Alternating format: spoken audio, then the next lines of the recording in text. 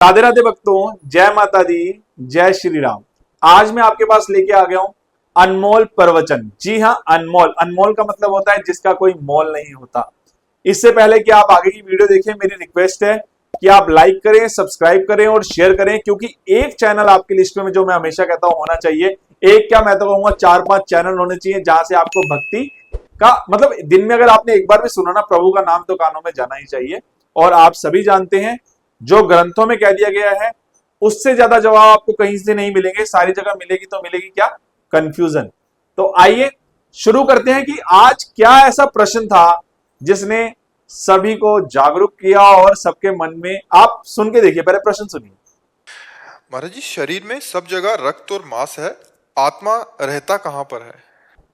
जैसा कि आपने देखा किस तरह का प्रश्न था ये, और किस तरह से मतलब इस प्रश्न के साथ कितने उत्तर जुड़े हैं। अगर ये प्रश्न का उत्तर सभी ने, मुझे पता है कभी ना कभी जिंदगी में हम सबकी लाइफ में आते हैं, मैं वही प्रश्न लेके आता हूं जिससे हम ना कभी का कभी सामना इन प्रश्नों का हमने किया होता है। आइए, क्या जवाब दिया प्रेमानंद जी महाराज ने, वो बहुत जरूरी है हमारे लिए। आइए सुनते हैं। दूध में सर्वत्र घी है बिना प्रक्रिया के अनुभव कर सकते हो उसको। मेहंदी में लालिमा है पर बिना प्रक्रिया के आप अनुभव कर सकते हो। ऐसे सर्वम खलमिदम ब्रह्म ने नानास्ति किंचन, किंचन मात्र भी कुछ ऐसा नहीं जिसमें ब्रह्म न विराजमान हो। अब हम उसको दो पद्धति से जानते हैं, एक अन्वय और एक व्यतिरेक। अन्वय है और व्यतिरेक नहीं है। अब हम पहले शास्त्रीय सूत्र लागू करते हैं, ब्रह्म सत्यम जगन मिथ्या, ये है ये नहीं है, विभाग करते हैं। तो ये पंचभूतों द्वारा रचित जो स्थूल शरीर है ये नहीं है। प्रकृति के द्वारा जो 5 ज्ञानेंद्रियों के और 5 कर्मेंद्रियों के संघात में लेकर के मन बुद्धि चित्त अहंकार तो जो अंतःकरण चतुष्टय है ये ब्रह्म नहीं है। फिर और अंदर घुसे तो कारण शरीर जो त्रिगुण माया के द्वारा रचा हुआ स्वभाव है ये भी ब्रह्म नहीं है। इतना अनुभव करे तो जो है वो अपने आप अनुभव अपने आप से होता है, ना इंद्रियों से होता है ना वो मन से होता है। जो बुद्धि और मन के द्वारा होता है वो प्रकृति का ही अनुभव होता है। परमात्मा का अनुभव अपने आप से अपने आप में होता है। जैसे घी में हम पूड़ी बना सकते हैं और वही घी दूध में है पर दूध में डाल के नहीं बना सकते, ऐसे ही इस विनाशी ढांचे के अंतर में परमात्मा विराजमान है। अब उसका खोज जब की जाती है तभी अनुभव में आता है। जैसे प्रक्रिया की गई, उबाला गया, दही जमाया गया, फिर मंथन किया गया, फिर मक्खन निकला, फिर उबाला गया, उसे गर्म किया गया तो घी निकल आया। ऐसे ही लोक परलोक के समस्त भोगों से वैराग्य और इतना समर्थ सत असत का विवेक जो कहीं भी राग से ग्रसित ना होने पावे, विवेक वैराग्य, इंद्रियों का शमन, मन का दमन, तितिक्षा घोर सहनशील, आगमा पैनो अनित्यास तात तितिक्षस्व भारत, सहनशील। इसके बाद समाधान, चित्त का लक्ष्य पे स्थित रहना, मुमुक्षता, मैं अभी मुक्त होना चाहता हूं। अपने आप परमात्मा तत्व का ज्ञान हो जाएगा। यही है अव्यक्त रूप से विराजमान है, जैसे दूध में घी विराजमान है, जैसे लालिमा प्रत्येक रेशे पे दिखाई नहीं देती मेहंदी के, उसकी प्रक्रिया से जब देखो तो अनुभव में आ जाता है। ऐसे ही महापुरुषों ने साधन चतुष्टय बताया जिसके द्वारा हम आत्म तत्व का बोध प्राप्त कर। वो साधन हमारे, वो प्रक्रिया हो।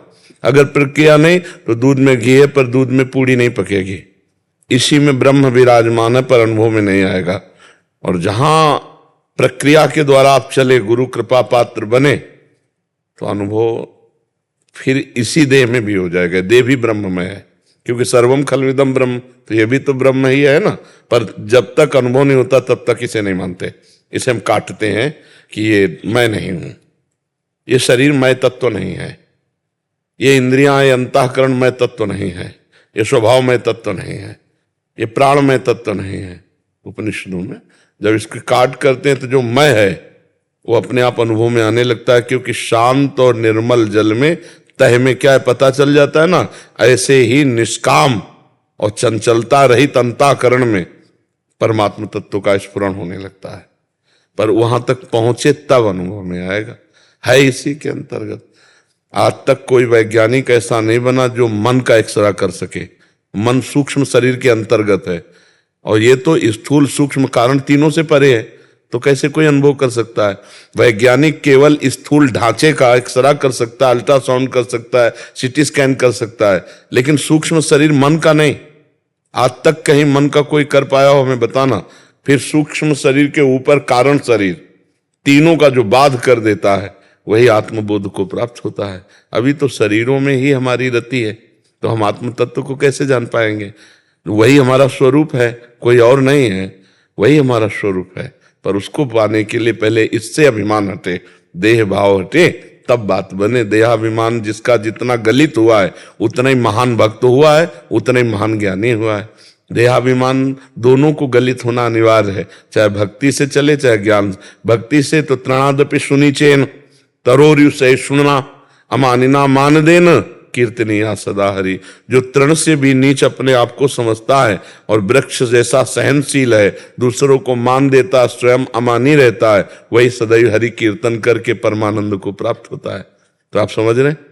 हाँ, खूब नाम जप करे, पहले संसार का विस्मरण हो, और शरीर में आए हुए मान अपमान निंदा स्तुति दुख सुख और आदि द्वंद्वों को आनंद पूर्वक सहे, क्योंकि ये मेरा स्वरूप नहीं है, ये मेरा स्वरूप नहीं है।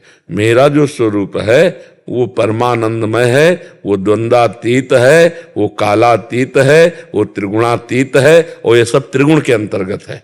जितना भी गो गोचर जहां लग मनु जाई, सो सब माया जानो भाई। समझ रहे महाराज जी?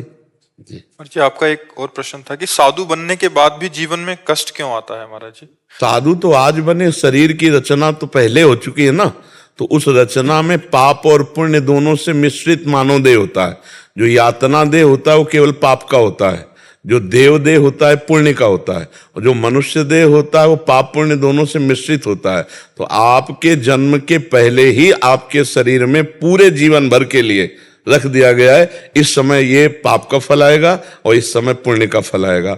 इसके बाद आप साधु बने या हम बने, तो अब हमारा सत्कर्म हुआ, जो भजन हुआ, अब वो हमारा काम करेगा कि संचित कर्म को भस्म करेगा, और जो आगे हमारे क्रियमाण हो रहे हैं उनको फल से रहित करेगा, और जो प्रारब्ध भोग आएगा उसको निष्प्रभावित करेगा।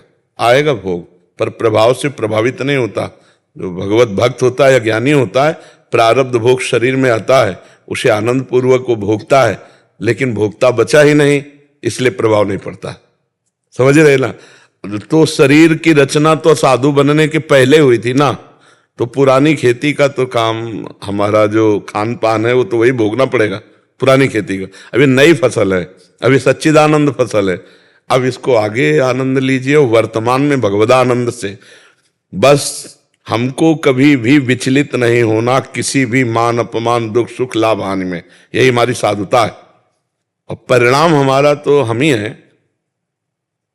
परिणाम हमारा हम ही है, कोई और परिणाम नहीं है, हम ही परिणाम है। अपने आप को पहचान गया तो परिणाम में स्थित हो गया, अपने को भूला हुआ इसलिए परिणामों में भागा घूम रहा है।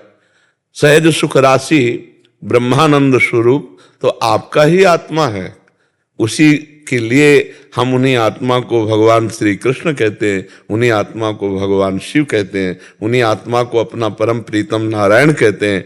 वही है, एक है, दूसरा कोई नहीं है। तो हम खूब भजन करें, और जो भी द्वंद्व आवे उसको सहें।